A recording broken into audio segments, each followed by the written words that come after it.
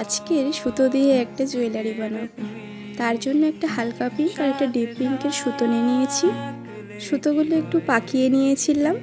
তারপরে একটা শক্ত কাগজ রাউন্ড শেপে কেটে নিয়ে তার উপরে হালকা পিঙ্ক কালারের সুতোটা ফার্স্টে রাউন্ড রাউন্ড করে লাগিয়ে দিয়েছিলাম আঠা দিয়ে। হালকা পিঙ্ক কালারের সুতোটা কিছুটা রাউন্ড করে দেওয়ার পর ডিপ পিঙ্ক কালার সুতোটা রাউন্ড করে দিয়ে দিয়েছিলাম।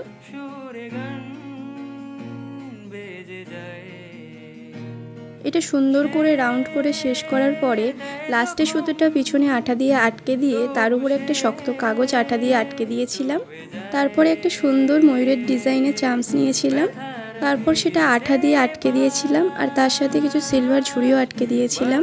তারপরে পিঙ্ক কালারের ট্রাসেল আর হোয়াইট কালারের কাটিং বল লাগিয়ে দিয়েছিলাম। তো রেডি আমার সুতো দিয়ে বানানো জুয়েলারি। তোমরা দেখে জানিও কেমন লাগলো। ভালো লাগলে লাইক, কমেন্ট এন্ড শেয়ার করো।